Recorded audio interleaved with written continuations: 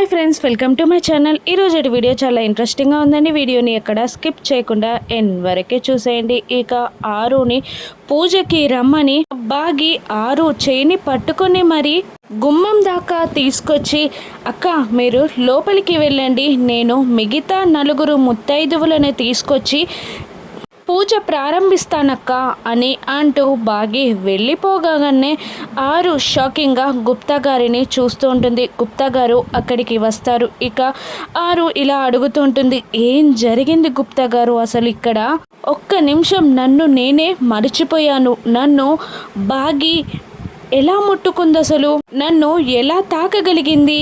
నన్ను నేనే నమ్మలేకపోతున్నాను అని ఆరు అడుగుతూ ఉండగా గుప్తా గారు సైలెంట్గా ఉంటారు. నాకు ఇప్పటికే పిచ్చి పట్టినట్టు అవుతుంది గుప్తా గారు, ప్లీజ్ చెప్పండి అని ఆరు బ్రతిమిలాడుతూ ఉండగా ఇక మళ్ళీ గుప్తా గారు ఇలా చెప్తూ ఉంటారు, ఏం లేదు బాలిక, ఆ అమ్మవారు నిన్ను కరుణించారు.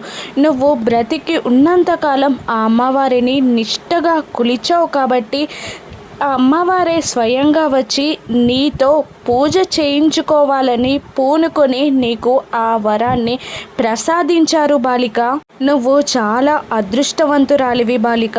అందుకనే అమ్మవారే దిగి వచ్చి నీతో పూజ జరిపించుకోవాలి అనుకుంటున్నారు. నువ్వు అమ్మవారి పూజ చేసే భాగ్యాన్ని నీకు కల్పించారు. ఇప్పుడు నువ్వు అమ్మవారిని సేవించుకోవచ్చు, అమ్మవారిని పూజించుకోవచ్చు అని అంటుండగా, అంటే నేను ఏదైనా తాకొచ్చా అని అడుగుతూ ఉంటుంది ఆరు. అన్నీ కాదు బాలిక, అమ్మవారిచ్చిన వరం ప్రకారం అమ్మవారిని సేవించుకునే భాగ్యం మాత్రమే నీకుంటుంది. అమ్మవారు నీకిచ్చిన ఈ వరాన్ని సద్వినియోగం చేసుకొని అమ్మవారిని పూజించి వ్రతాన్ని చేసుకోవమ్మా అని ఆరుని గుప్తా గారు అనగానే సంతోషంగా గుమ్మం దగ్గరికి వెళ్ళి గుమ్మానికున్న మామిడాకులని, గుమ్మానికి కట్టిన బంతిపూల తోరణాలని ముట్టుకొని చూస్తూ ఉంటుంది ఆరు. మామిడాకులని, బంతిపూల తోరణాలని ఆరు తాకడంతో చాలా సంతోషపడుతూ ఆ గుమ్మానికి కూడా దండం పెట్టి గుమ్మాన్ని కళ్ళకద్దుకొని లోపలికి అడుగు పెడుతుంది ఆరు. ఇక అక్కడున్న పిల్లలని, అమ్మవారిని చాలా సంతోషంగా చూస్తూ ఉంటుంది ఆరు. ఆ పిల్లలని చూస్తూ చాలా సంబరపడిపోతూ మెటికలు విరుస్తూ వచ్చి అమ్మవారి దగ్గర కూర్చొని చాలా సంతోషంగా ఫీల్ అవుతూ ఇలా అంటుంటుంది, అమ్మా చిన్నప్పటి నుంచి నిన్ను అమ్మా అని పిలిచినందుకు నన్ను కరుణించావా తల్లి? నా తోడుగా నువ్వున్నావా? నాకు ఏ కష్టం వచ్చినా నువ్వుంటావు అన్న నా నమ్మకాన్ని నిలబెట్టావా తల్లి?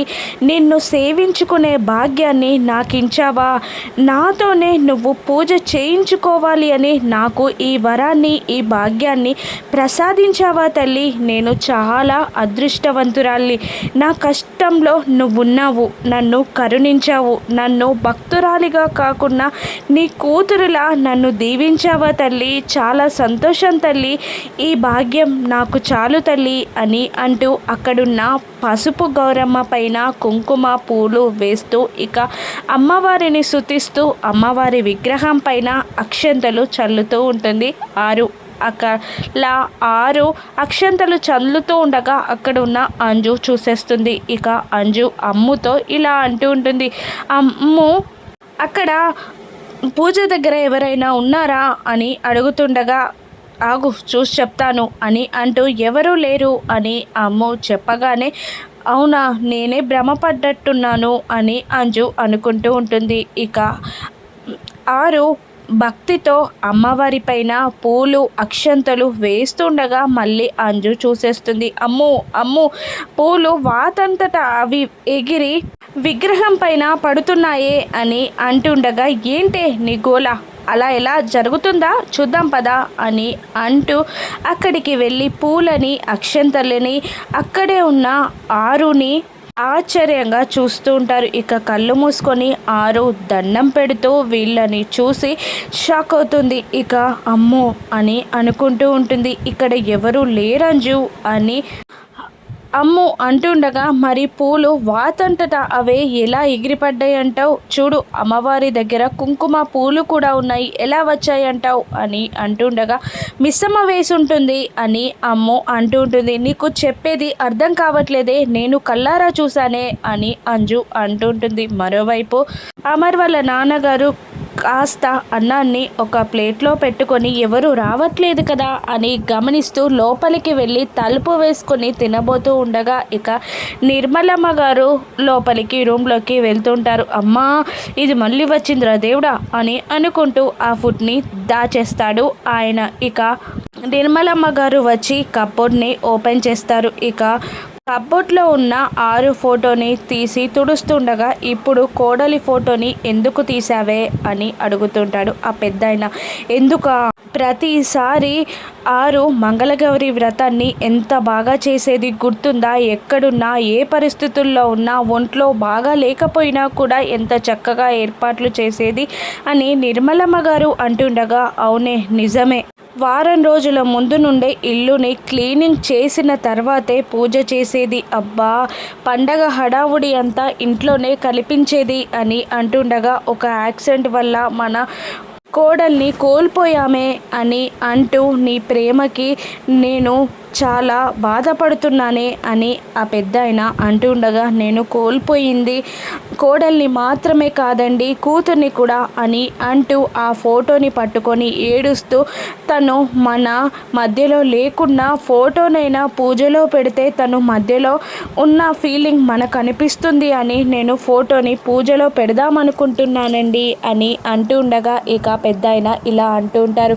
అమ్మవారిని 6 నిష్టగా పూజించేది కాబట్టి ఆ అమ్మవారే 6ని తీసుకొచ్చి తన పూజని జరిపించుకుంటారు అని ఆ పెద్దాయన అంటూ ఉంటారు. నిజమే, కావాలండి అలాగే జరగాలి అని అంటూ ఆ 6 ఫోటోని తీసుకొని హాల్లోకి వెళ్ళి అక్కడ ఉన్న పిల్లల్ని చూస్తారు. ఏంటి సోల్జర్స్ ఇలా ఏం చేస్తున్నారు అని పెద్దాయన అడుగుతుండగా అంజు ఇలా అంటూ ఉంటుంది. పూలు వాటంతట అవే ఎగిరి అమ్మవారి మీద పడుతున్నాయి అని పిల్లలు చెప్పగానే నిర్మలమ్మ గారు ఇలా అంటుంటారు. ఇప్పుడే మీ తాతయ్య చెప్పారు, అరుంధతిని అమ్మవారే ఇంట్లోకి రప్పించుకొని పూజ జరిపించుకుంటారు అని చెప్పారు. కాబట్టి 6 గాలి రూపంలో వచ్చి అమ్మవారి పూజ చేసినట్టుంది అని అంటుండగా అమ్మ మన దగ్గరే ఉందా అని పిల్లలు అడుగుతూ ఉంటారు. అవును ఖచ్చితంగా ఉంది అని నిర్మలమ్మ గారు చెప్తూ ఉంటారు. ఆ ఫోటోని ఎందుకు తీసుకొచ్చావు నానమ్మ అని అడుగుతుండగా పూజలో అమ్మ ఫోటోని పెడితే తను మన పక్కనే ఉన్న ఫీలింగ్ మనకు ఉంటుందని పెడుతున్నాను అని అంటూ అక్కడ టేబుల్ పైన 6 ఫోటోని పెడుతుంది నిర్మలమ్మ గారు. అమ్మో ఇప్పుడు ఈ ఫోటోని మిస్సమ్మ చూస్తే ఏదైనా ఉందా, మిస్సమ్మ వచ్చేలోపే ఈ ఫోటోని తీసేయాలి అని అనుకుంటూ గుప్తా గారి దగ్గరికి బయలుదేరి వస్తూ ఉంటుంది. ఇక గుప్తా గారు టెన్షన్ పడుతున్నట్టే 6 పరిగెత్తుకుంటూ వచ్చి గుప్తా గారు అని అరవడంతో నాకు తెలుసు నువ్వు వెళ్ళినంతసేపు పట్టదు తిరిగి రావడానికి, ఇంకా అక్కడ ఏం చేసి వచ్చావు అని అంటూ ఉండగా సైలెంట్గా టెన్షన్ పడుతూ ఉంటుంది. 6 దేన్నైనా ముట్టావా అని అడుగుతుండగా పూలని అమ్మవారి మీద వేస్తుండగా అంజు చూసేసింది అని అంటూ ఉంటుంది. 6 అవునా అని ఏడుస్తూ ఉంటారు గుప్తా గారు. అది కాదు ప్రాబ్లం అని మళ్ళీ 6 అంటుండగా అది కాకుండా ఇంకో తలనొప్పి కూడా నాకు తీసుకొచ్చావా, నేను మా ఇంటికి వెళ్ళిపోతాను దేవుడా, నువ్వు ఈ బాలికకి వరాలు ఇస్తున్నావా నాకు శాపాలు ఇస్తున్నావా, ఈ బాలికని తీసుకురమ్మని నన్నెందుకు ఇంత బంతిలా ఆడుకుంటున్నావు అని దేవుణ్ణి ప్రార్థిస్తూ ఉంటారు గుప్తా గారు. అది కాదు నేను చెప్పేది వినండి, అత్తయ్య నా ఫోటోని తీసుకొచ్చి హాల్లో పెట్టారు, ఎలాగైనా మీరు ఆ ఫోటోని తీసేయాలి అని అంటుండగా నా ఏడుపుకి కూడా విలువ లేదా, నాకు మర్యాద ఇవ్వవా అని గుప్తా గారు అడుగుతూ ఉంటారు. తర్వాత మర్యాద ఇస్తాను కానీ లోపలికి వెళ్ళి ఆ ఫోటోని తీసేయండి అని 6 అంటూ ఉంటుంది. అప్పుడే ముత్తైదువులని తీసుకొని బాగి ఇంట్లోకి వస్తూ ఉంటుంది. గుప్తా గారు ఆ ఫోటోని తీసేస్తారా, బాగి 6 ఫోటోని చూస్తుందా, 6 ఆత్మ అని బాగి తెలుసుకుంటుందా, రానున్న ఎపిసోడ్స్లో చూద్దాం. Thank you for watching.